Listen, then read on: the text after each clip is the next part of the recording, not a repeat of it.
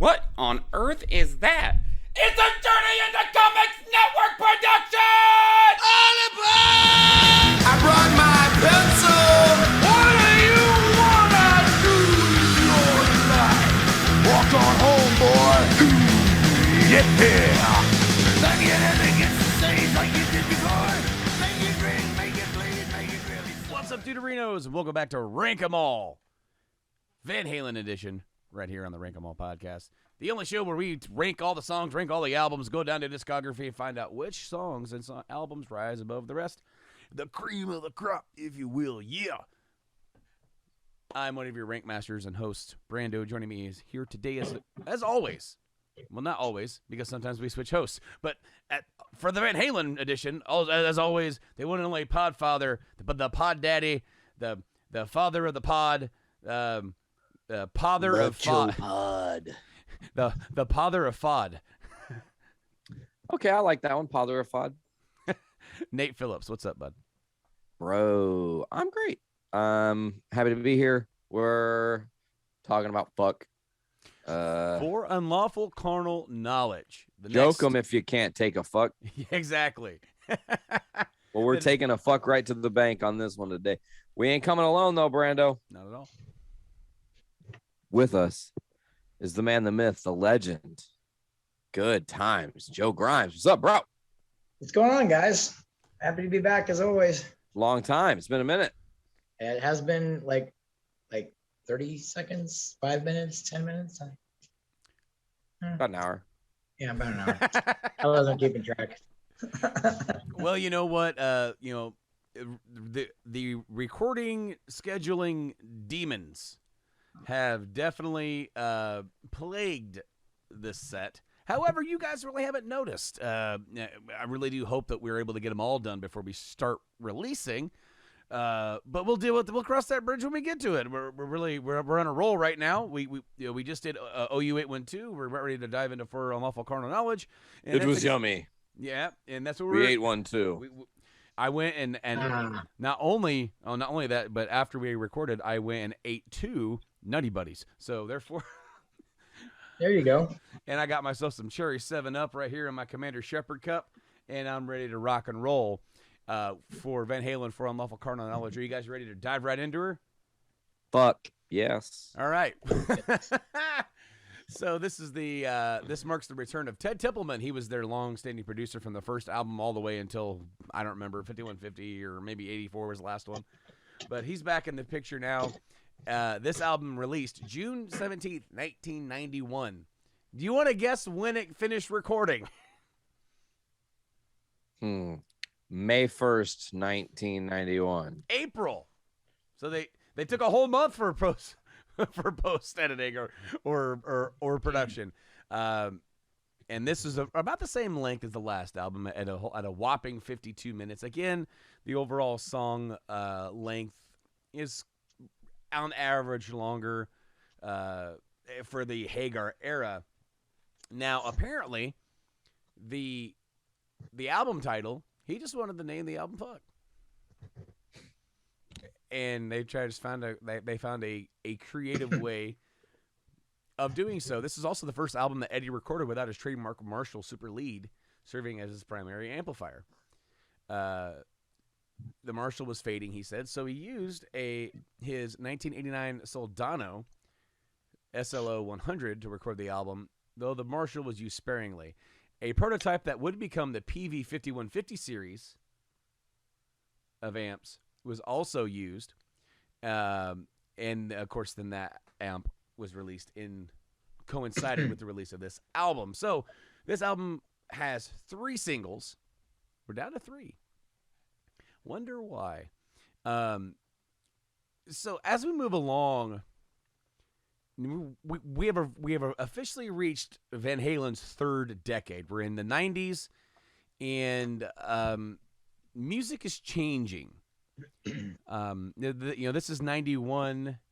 I want to say that either 91. I think 91 might be the year that the grunge movement kind of took over and just completely changed the music scene as far as Nevermind and Bad Motorfinger and like all these big albums. Oh, and Pearl Jam 10, all these bands that came out with huge albums that really changed the scene. It pretty much killed hair metal, like Dead Inch Tracks. Boom, you guys are gone. Yeah. But Van Halen is here to try and persevere. Did they do it? We'll find out. Who is Van Halen? Nate, can you tell us who Van Halen is? Who the lineup is? Michael Anthony on bass. We got Sammy Hagar on vocals. We got Eddie Van Halen on both the guitar and the synthesizers. And those are going to be playing a pretty dope-ass role in this album, mind you. And last, but certainly not least, the man on the drums, the one who was brave enough to not only have double bass, but triple bass, fuck you all, Alex Van Halen. So Eddie also plays electric drill on this album. For the intro, Pound Cake. Exactly, which is the first track, which we're going to get into. But all songs were written by Van Halen. They all get equal writing credit for every single song. There is no covers on this one. However, the instrumental does return near the end of the album. So if you guys are ready, we're just going to dive right into it. We're going to go right into the first track, Pound Cake. Pound Cake was the first single released for the album. Okay. All right. And its B-side was Pleasure Dome, which we'll talk about in a little bit. But Pound Cake. Now listen, I don't know why, but I forgot completely about Pound Cake. Really? Yeah, I forgot all about it. I honestly, I don't know why. It just for all the big monster hits that Van Halen has, I never think of Pound Cake. And as soon as it started, I was like, okay. And then it just clicks in. I'm like, oh, I know this song. Yeah. All right. But I mean, of course, this is the era where, we are now post 84, post 5150 and OU 812. We only have 4 albums left in the entire Van Halen discography. And this album signifies a change. It's hard to define what that change is. But Pound Cake, man, it's a heavy song. It arguably could possibly be one of their heaviest single songs ever. Like it's crunchy. It's heavy. It's crunchy. Then the whole drill intro, and it sounds very early 90s. And it could easily be on the soundtrack for Last Action Hero or Point Break, or one of those big early action movie, like easily identifiable as like late 80s, early 90s. It's like those movies right there in that pocket where they almost feel that, like Encino Man or something like that. It just something in the soundtrack that's like rocking and heavy, and you're like, yeah, this sounds like it's from that era. I love this song, and I'm so happy, and I think it's a great album opener. Like we had a bit of a discussion on OU 812 about, hey, the album opener probably wasn't the best. You could slot in a couple. And we've actually had that same conversation a few times. Yeah. In this go around. But I think Pound Cake's perfect. I don't know. How about you, Nate? In the pocket with aggression, and I wrote perfect intro track. This is how you get someone's attention with an album. When I listened to this album was the same day, and I ranked them back to back was with OU 812. So I listened to that one first and then this, and the first one was hard in parts to get through. I'm not going to lie. This song sets up what is arguably a sleeper hit album. It has so many good fucking jams, and we're going to talk about it a lot. We're going to probably say the word fuck a lot and curse. So just get ready for that, you censor whores. I really think this is just there's not going to be that discussion today of what could be better than this, because there can't be. Like home run, Pound Cake, perfect. Not perfect 10, but it's just perfect for what it is. How about you, Joe? I just thought I didn't really have much to say about it, note wise, but other than what we've already said, it was just like a strong way to start the album. It was just it was that punch. It was just like you're saying, heavy and raw, and just, oh my God. Yeah. I got excited from the get go. Pound Cake, like you're saying, it's nothing that you think about a lot, but then when it comes up, oh yeah, shit, I forgot about this song. And the first thing I think about, if you remember the music video for this, at the beginning, he actually shows the drill, and the drill is painted like his guitar. It's got the red drill with the black and the white stripes all over it, and he's literally using it on the neck of his guitar. No, dude, yeah, like awesome, perfect, strong way to start this album. Yeah, no, I couldn't have. They couldn't have done this any better. I think this, like, out of everything in this album, that was definitely the one to start with. All right, Joe, what'd you rank it?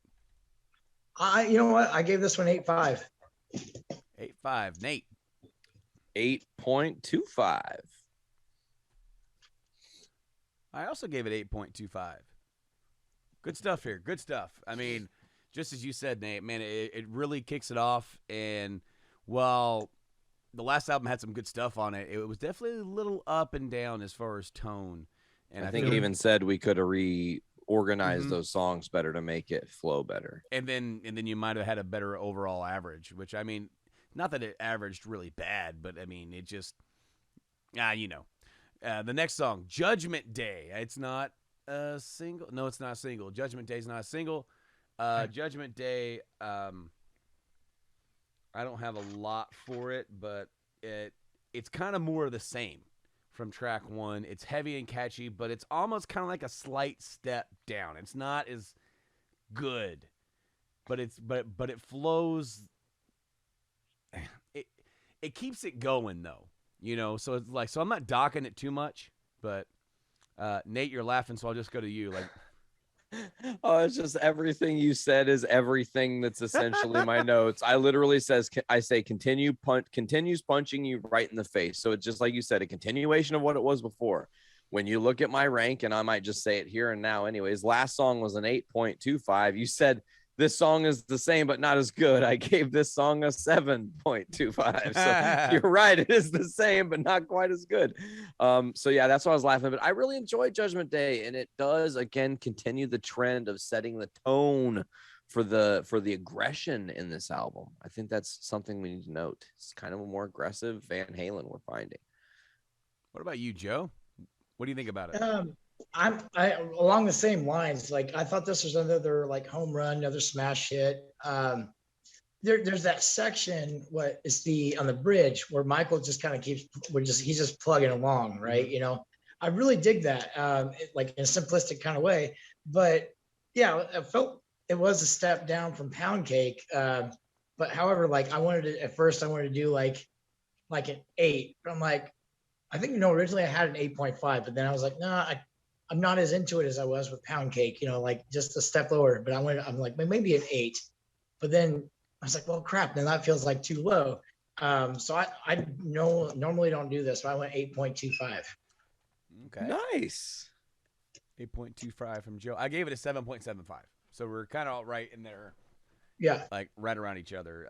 As I said, I just kind of felt like it was a slight step down. Like, yeah. It just, I don't know. Like, it just didn't. Maybe if Pound Cake didn't exist, then this song would be way better. But because it does exist, and because it could be, is prior to this, you're like, well, I'm liking this. Pound Cake is Thriller, and Judgment Day is 1984. It's just holding it back, It's just holding it, yeah. So the next track, also not a single, I don't think. No. I would hope not. They would probably have had a lot of people on their asses about that being a single. You're putting what on the radio? The what line? So what is that lyric? Spanked. I have one line for a note. Sure. Interesting tone, but not feeling it. You're right. Was that the nicest thing that any of us said? Because I'm interested to hear. I don't have any qualms with this song. I wrote bass driven jam, which I really love. Mike getting a spot to really like not just shine, but just like fucking ball out on that bass. He's rocking that whole track. And yeah, it's about dudes calling a jerk off line, silly lyrics, but somehow they made the silly lyrics sound so serious and like meaningful. I don't get it. It's great art. I don't know. There's something about this that just has me giggling, and I really, really enjoyed the track. Joe.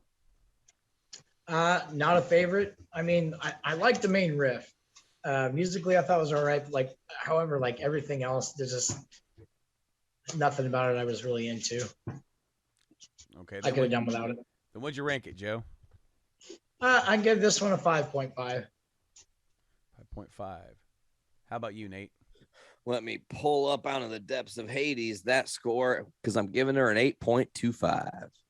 Woo-hoo. Definitely liked it more than I did. I gave it a 6. I wasn't feeling it. I wasn't feeling it. The next song, I don't think this is a man. No. Should have been a single. Should have been a single. No, Run Around.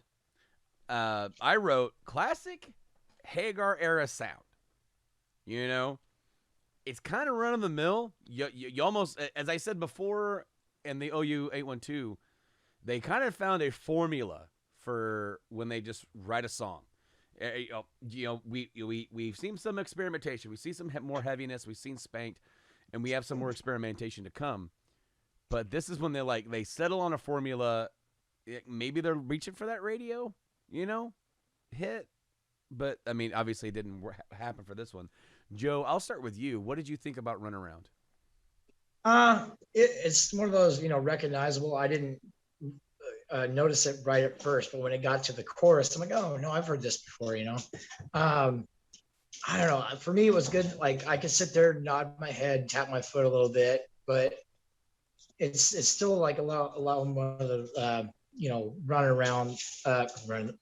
run of the mill type crap. It's not bad, still not my favorite. It's not the worst, not the best. Yeah. Nothing really much I can say about it.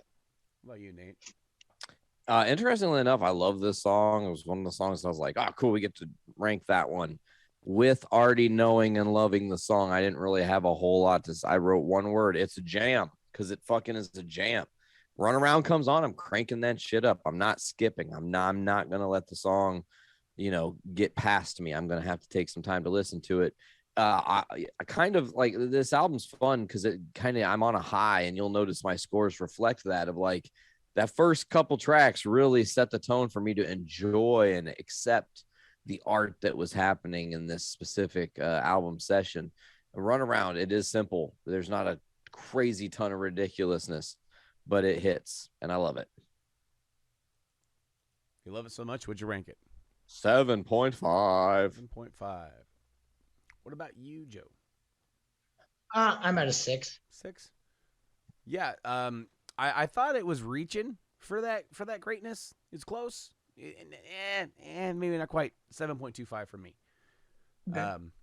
The next song, Pleasure Dome, which was a B-side off the first single. I'll start.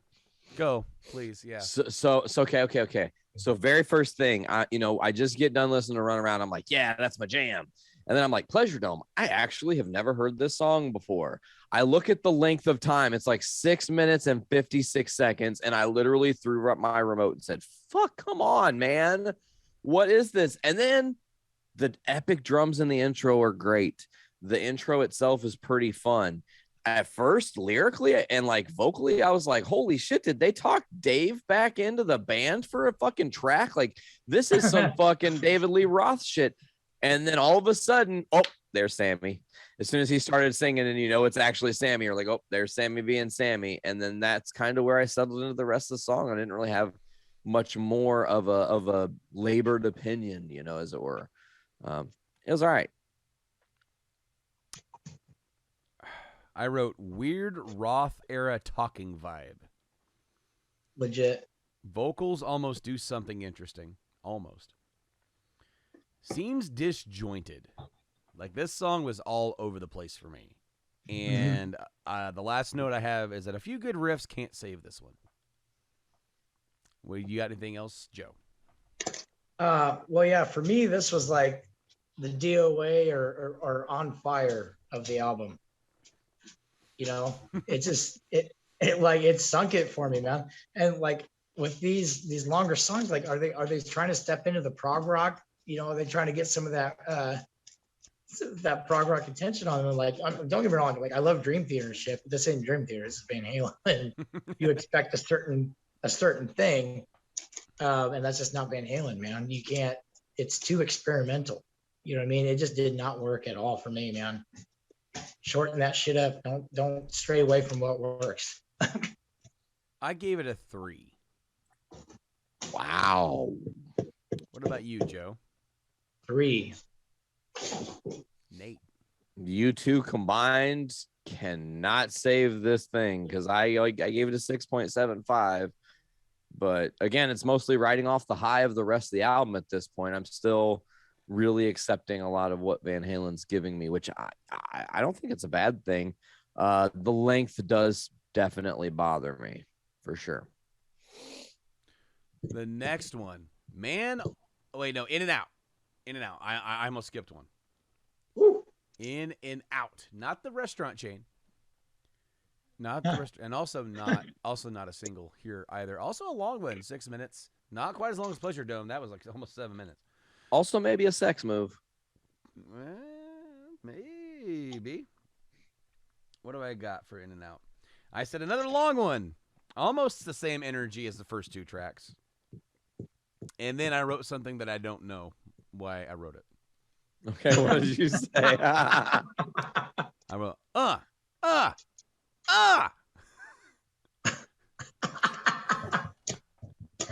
Okay.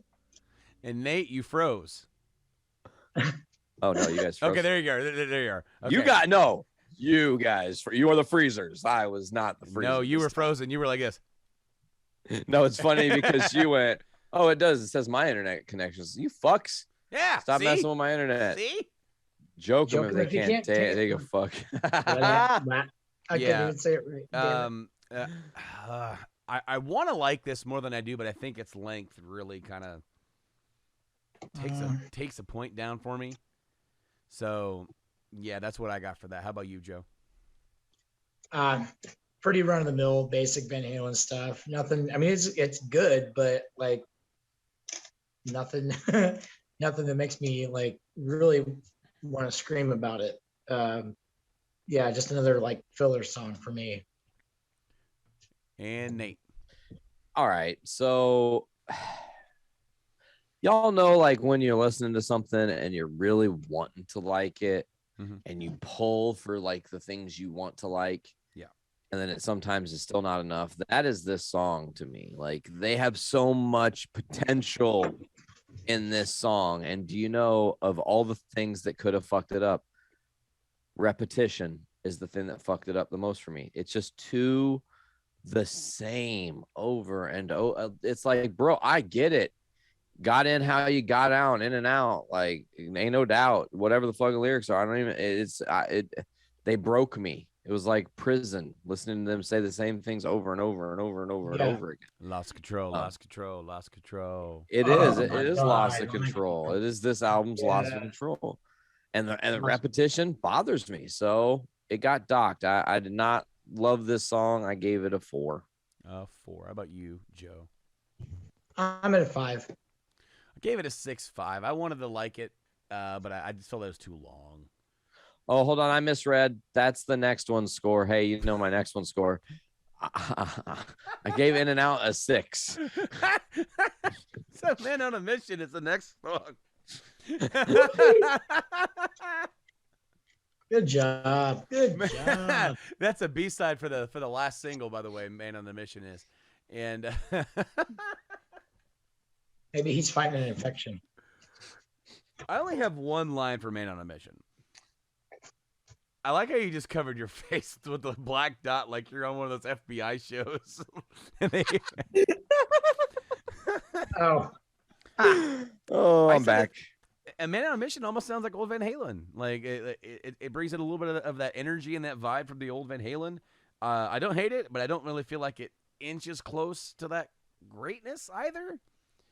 Yeah, that's where I'm at with that. How about Nate? Since we know what your rank is, it's a 4. Obviously, you don't like it more than I do. So I didn't even write notes for it. No, bro. there you go. It was There you go. not memorable.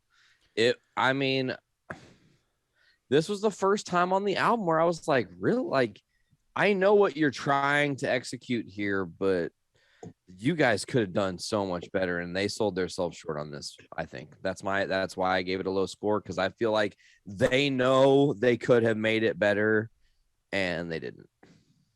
So, I don't know. From my perspective, I thought it had a really nice groove to it for the whole song. Like, there's not much to the song, but I enjoyed just it was hard for me to pay attention to most of it because I was so focused on what the drums sounded like. But it just had that nice like feel groove to it where I was talking about earlier, I don't know which song it was, where it was a good like something to nod your head and tap your foot to, but like I found myself kind of like moving my entire body to the song. It wasn't great, but it's like, oh, it's catchy. You know what I mean? It's kind of stuck into my head.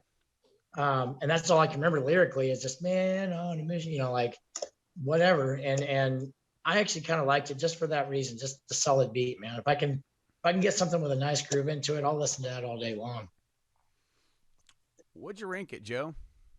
I give that one a 7. Hey, I don't know if you guys know, I gave it a 4. They gave it a 4. I had no idea.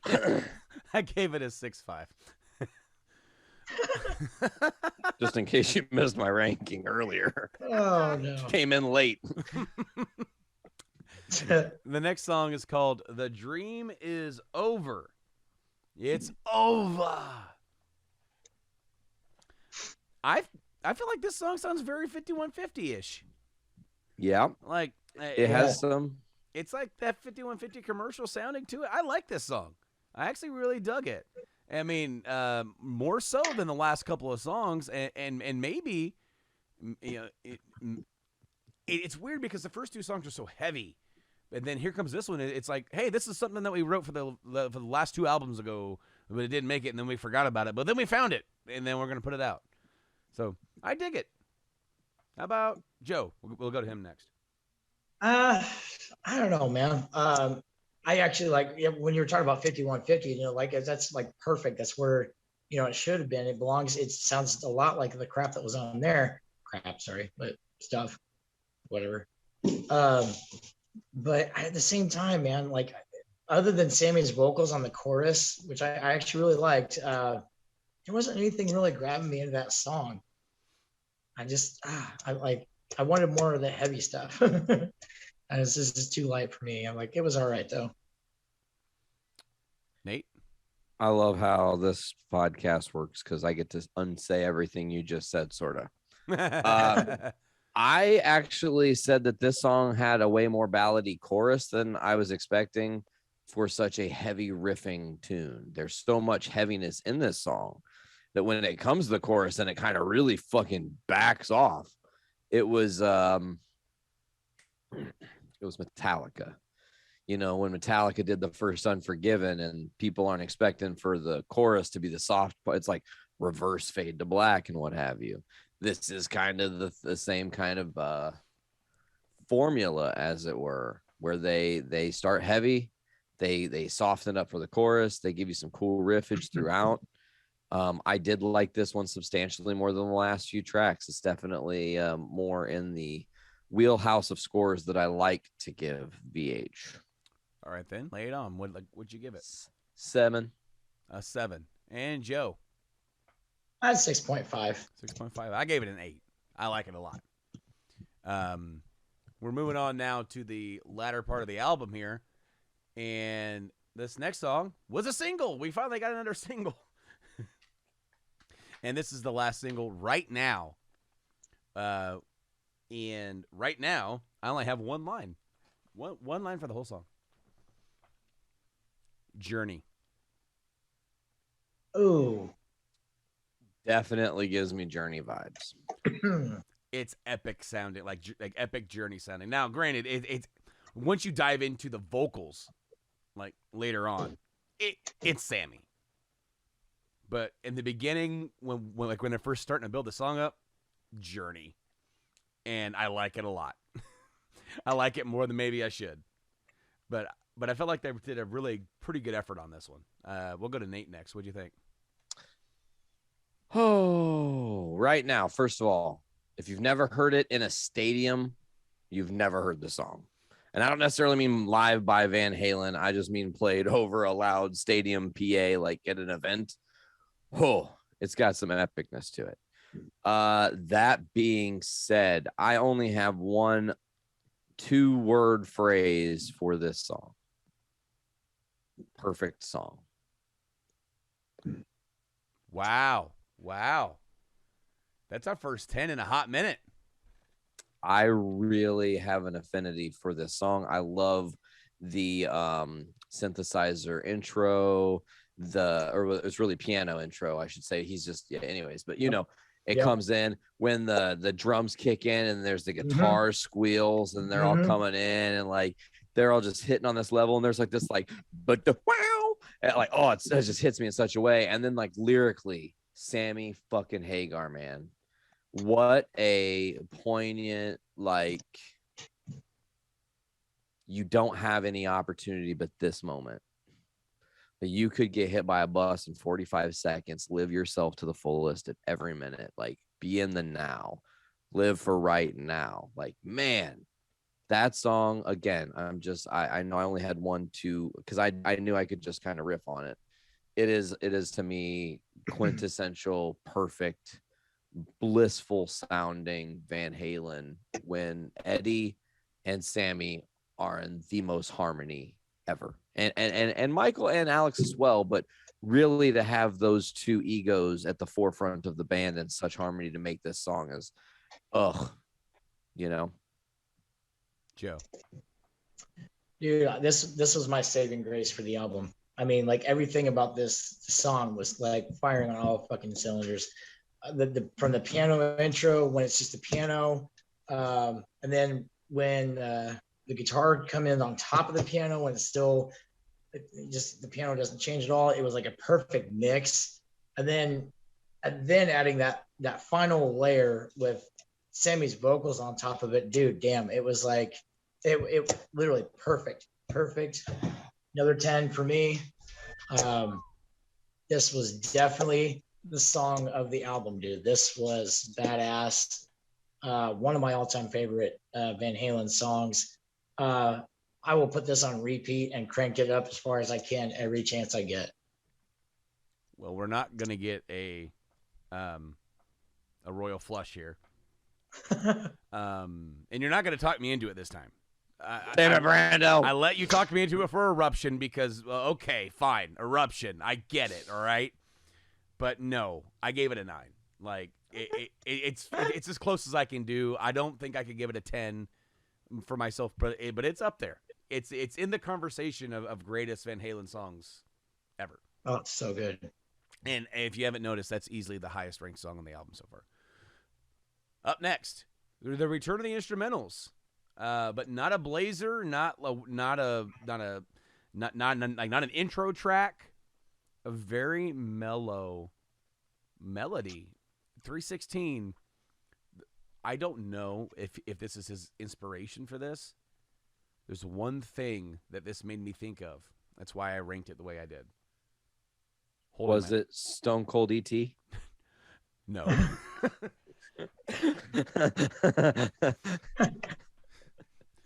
Holding my kids. Oh, Tender.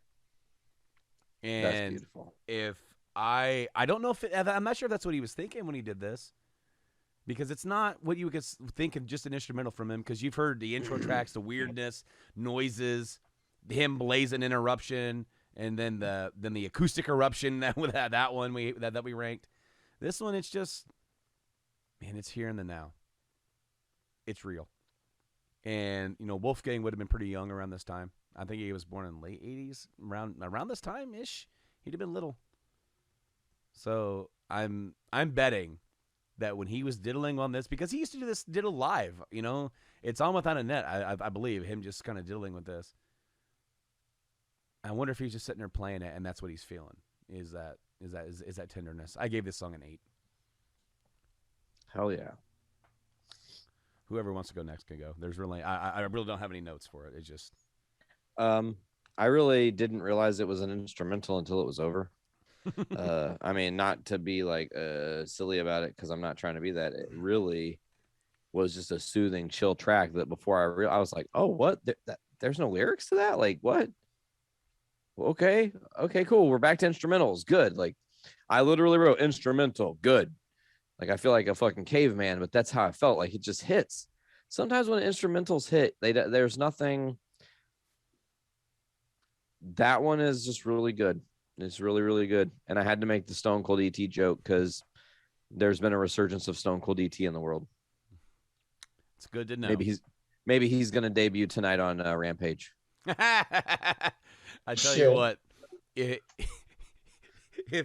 that hoodie and you have the music that we think would be playing, and he pulls it up and it's just Stone Cold Heat, I'm here for some tasty cheeseburgers. and it's like, you know, when Shark Boy was doing the Stone Cold gimmick, yeah, and then everyone's like, oh, okay, because one of two things are going to happen: either that place is going to blow up, or that place is gonna blow up, or the people are just going to set the seats on fire, which means it's gonna inevitably blow up. right. So, what'd you rank it, Nate? A solid 7. 7. How about you, Joe? What'd you think and what'd you rank? You know, I it was just like Nate. I didn't realize it was an instrumental until it was over. I actually had to like play it again. I was like, I was kind of zoning out. I think I was literally driving when I first listened to that, and wasn't paying attention. And I'm like, oh shit, the song's over already. Like I missed it. You know, I went to play it again. I'm like, oh no, that was the song. Like it was like that quick. But also it was very mellow. A little bit repetitive. We kept doing that same riff. We kept going back to it. But yeah, like I also really enjoyed how mellow that was, and kind of like what you're saying. Like it's just him picking around and putting kind of his feeling into it. And just maybe it was just him messing around. Maybe they just said, "Hey, let's lay this on a track. What do you got?" And he just picked up a guitar and went with it. You know, yeah, it just kind of makes you just chill a little bit. Takes it back a little bit, which. After something like Right Now, I was kind of like, I'm not sure if I would have put that there. Maybe like put it before that a few, I don't know. But at the same time, I didn't hate it. I actually thought it sounded really good. I actually, same as you, I gave it an 8. Awesome. 8. Well, we're on the last track and also a single.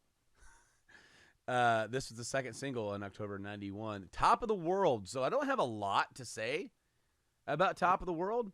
It does sound kind of run-of-the-mill Hagar era rock. So therefore there's not much to say about it. But on like my second listening, when it started off, I'm like, I got Def Leppard vibes. Oh yeah, definitely. And I'm like, that made me kind of listen to it a little bit closer. And I really like the song. It's pretty damn good. Is it the best song on the album? Maybe not. And I think my rank kind of puts it right there.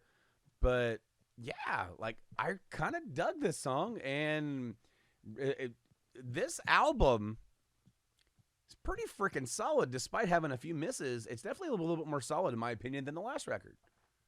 Absolutely. Mm-hmm.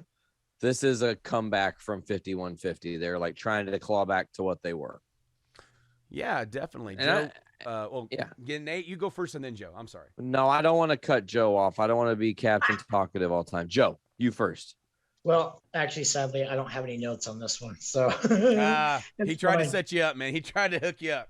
Tried to. Nothing. I got nothing. Really, like, it wasn't the worst, but yeah, I would have put something else there. I got this one at a 6. 6 from Joe. Nate, what'd you give it?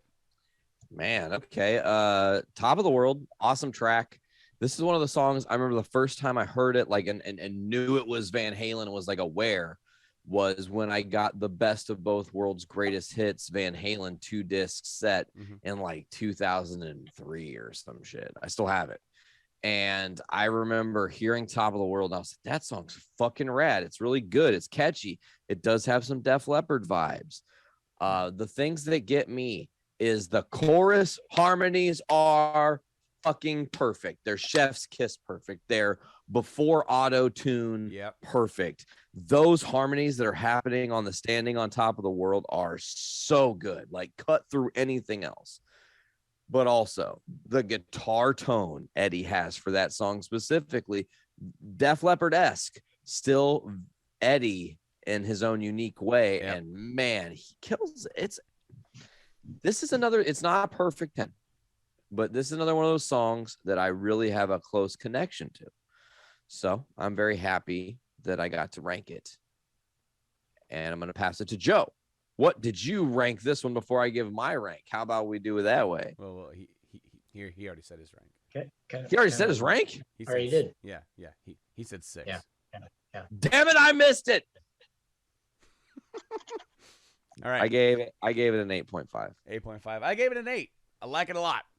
Thought it was really good. And I thought this album was a kind of like, I don't know. It's funny because if you look at my score went down slightly from OU812, but I like this one more. But it's that 3. It's that Pleasure Dome. Yeah. And then a That couple of wasn't- 6.5s in a row that kind of dragged. Maybe it down. you need to listen to Pleasure Dome while getting a Pleasure Dome. Maybe that's the secret. Maybe that's what I got to do. However, That's how you get a source of infection. So my average score was 7.11, 711. Nate was 7.31. Joe, yours was 6.70. With an average score, the master rank was 7.04, so it's slightly higher than OU812. And the highest ranked song on the album, as we said, was Right Now with a 9.66. And the lowest one was Pleasure Dome with a 4.25. So, guys, that's For Unlawful Carnal Knowledge. Fuck. Yeah. Yeah. We hope you guys enjoyed this rank. We hope you guys enjoyed listening to this album. And I mean, this is one that I really hadn't listened to a lot. So, the only song I really knew on here was Pound Cake. Like, Nate was a little more experienced than I was with some of these. I'd heard Right Now before. I know I'd heard it before. But it wasn't until I it started that I was like, oh wait, yeah, I remember that.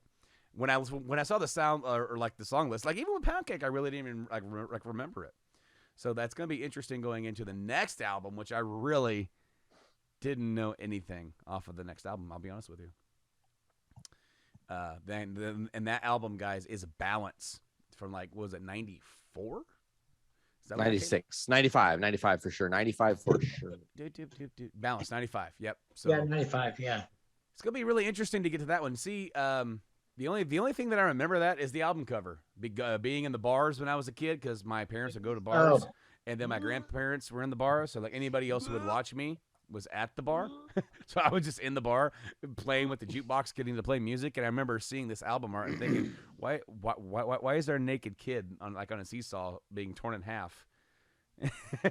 And like conjoined twins. Anyways, that's for next week, guys. Balance. I'm really excited to dig into an album I really don't know from Van Halen. You have something? Right now, Brando, I want to close with this. I want to make sure people know where they can get Rank 'Em All. You got to go to all the different podcasting platforms. Get us on Spotify, Apple Music, Amazon Music, Google Podcasts. You know it. Just search Rank 'Em All Podcast. Go to rankemall.rocks. That's our homepage, man.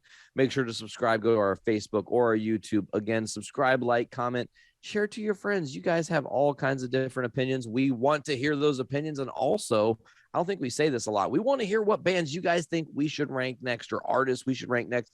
Put them bitches in the comments. We want to know what you guys like. And then I think that's going to do it. Brando, anything else you want to add before we get out of here? That'll be it, my man. The dream is over. The dream is over. Well, what I was going to say is that we still got a little bit. Yeah, right now we have a few more albums to go. We have Balance, Van Halen 3, and A Different Kind of Truth. So stay tuned for that because we are still cooking with that old-time, long-lost recipe right here on Rank 'Em All. I've been Brando. I've been Nate. And then Joe, Good Times Grimes. Thank you guys once again for joining me on this episode. It's been great. Thank you guys for listening. It's been great. We'll see you next time on Balance. We'll see if that album can really balance the force that is Van Halen. Later on, guys.